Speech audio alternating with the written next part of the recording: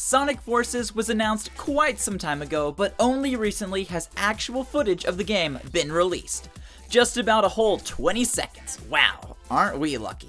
Now that the internet has been able to view literally about half a minute of this brand new game, it's time to answer the question that we've all been dying to ask. Will Sonic Forces actually be good, or will it follow the path of mediocrity that has been blazed by games before it, like Sonic Boom, Sonic Lost World, Sonic 06, Sonic 4 Episode 1, Sonic Freeriders, Sonic and the Secret Rings, Sonic and the Black Knight, Sonic Rivals, Sonic Shuffle, Sonic R, and oh gosh, you know what? This is just making me way too depressed. There are good Sonic games, I swear. Take my word for it. Let's skip ahead to the intro. Get some happier stuff.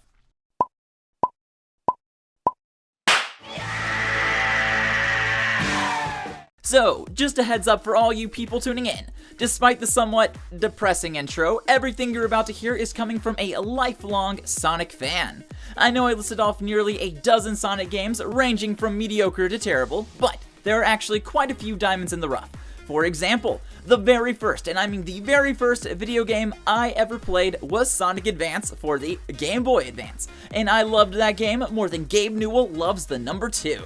However, as a Sonic fan, it has broken my hedgehog-shaped heart to see all these lazy and poorly made Sonic games come out in the past several months, years, decades.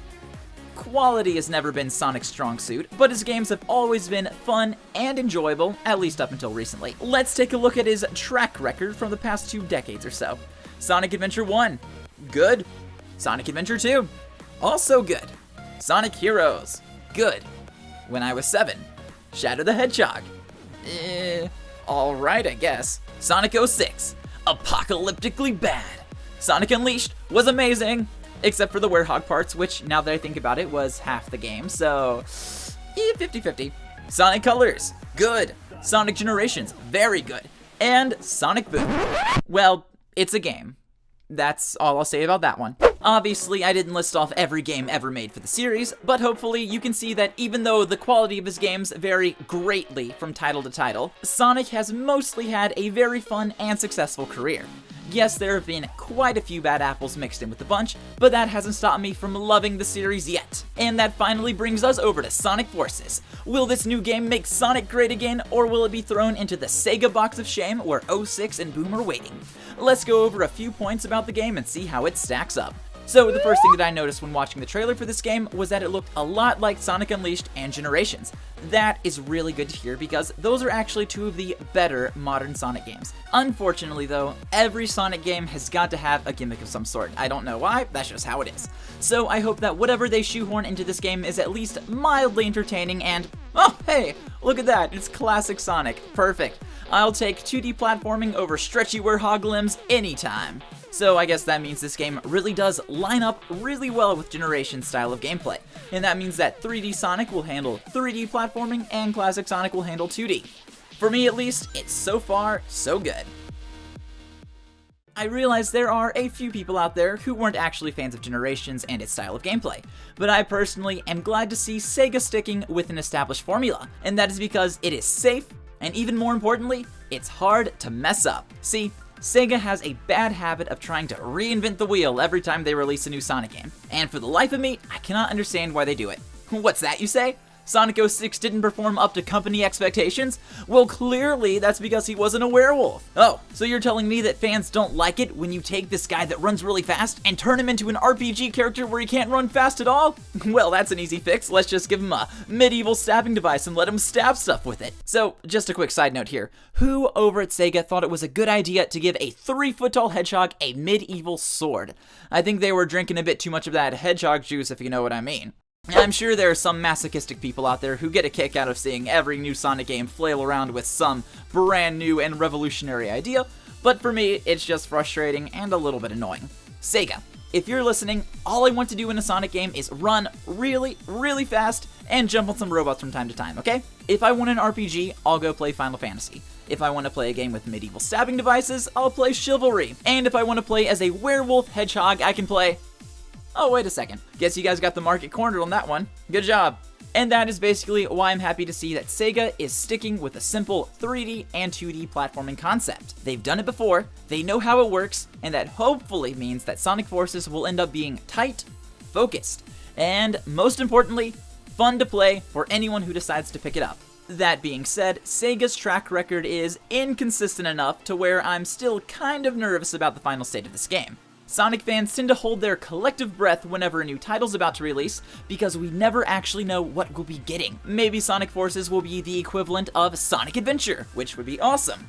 Or perhaps it will go the opposite way and be the long, not sought-after sequel to Dr. Robotnik's Mean Bean Machine. And yes, that is indeed a real game. The 90s were a very rough time to be a gamer. I was thinking on this a bit, and isn't it kind of weird how only Sonic games seem to go through this kind of inconsistent quality with each new release? What other game series do you know that isn't mostly good or mostly bad, but is in some sort of grayish middle area? Whether or not you're a fan of Zelda, there's always an amount of polish and refinement that you expect from those games, and Call of Duty, love it or hate it, is always technically sound at release. Why then do we cross our fingers and hold our breath every time a new Sonic game comes out? I guess it will just always be one of those great mysteries of life. Fortunately, even though it's impossible for us to predict whether or not Sonic Forces will actually end up being the hedge best or a hedge mess, I think that we have a lot of evidence from Sega that will point towards this game being on the good end of the spectrum. If you check out this chart right here, this shows the sales figures for every official Sonic the Hedgehog game ever released. I know we as gamers like to think of games as an art form, and they definitely can be, but you need to remember that Sega is a business first and foremost, and its priority is to make enough money so that its employees can put food on the table. There's this negative stigma we have against the man and the corporate machine, but in this case, I think that being a huge soulless business is actually a good thing. Let me break this down. Sega wants to make money.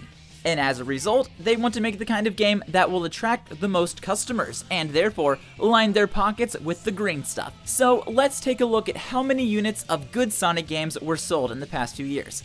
Sonic Unleashed, pretty strong, 2.5 million units. Sonic Colors right behind with 2.2 million, and we have Sonic Generations with a whopping 4 million. Those are pretty solid numbers, and it comes to show that people are actually willing to buy games about talking blue hedgehogs, as long as the games in question are fun to play. Now, let's jump over to some of the less fun Sonic games of the past few years. I think you'll notice a stark difference in sales figures.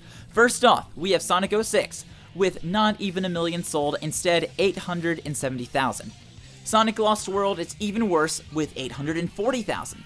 And at the bottom of the barrel, we have Sonic Boom with only 620,000 units sold. So when we take a step back and look at all this data objectively, what does it tell us? It tells us that people don't like Sonic going slow, they don't like weird gimmicks and gameplay styles that mess with the flow of the game, and they certainly do not like bugs and bestiality. The last 2 major Sonic releases both sold less than 1 million copies each. So if you're an executive crunching the numbers and looking at the past sales, what would you tell your team to do differently? Here's what I think they would say.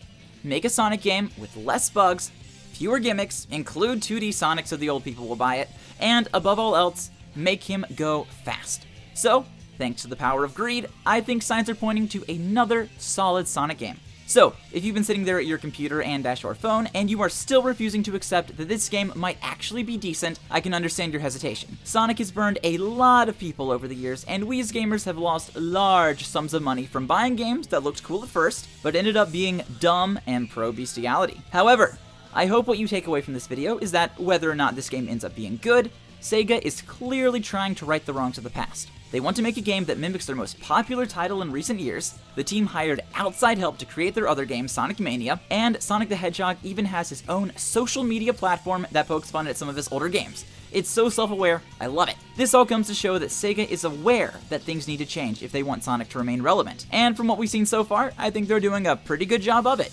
And if none of that has convinced you yet, remember that by the Hedgehog law of transitive property, every other mainline Sonic game released has to be good, or at the very least decent. And if you look at the last 2 main games, Sonic Boom and Sonic Lost World, neither of those games were decent, and they certainly were a far cry from good. Therefore, Sonic Forces has to at least be mediocre, because reasons. And if you don't believe in the power of hedgehog science, then you can do what every other Sonic the Hedgehog fan has been doing for the past decade. Get on your knees, face the direction of Sega headquarters, start crying, and begin the ritualistic chant you use every time a new Sonic game comes out. Sonic just has to be good this time. Please, oh please, I can't take another 06. Make it good. Ugh. Yeah, something like that, whiny baby stuff. So what do you guys think? You've heard me rant for the past few minutes about why you should buy a game about a talking hedgehog, but I would love to hear your thoughts on the matter as well. Will Sonic Forces end up being a force for good, or will it merely be another footnote in the tragic downward spiral of the Sonic the Hedgehog franchise? Either way, be sure to share your thoughts down in the comments, and if you liked what you saw, consider subscribing to the channel and give that bell a ring-a-ding-ding so you can stay up to date with all of my latest videos. And also, if you can't wait for the next video to come out, good news, I got some more for you right here. So thanks for stopping by, everyone. Hope you all have a wonderful day. Remember to stay beautiful. Ciao.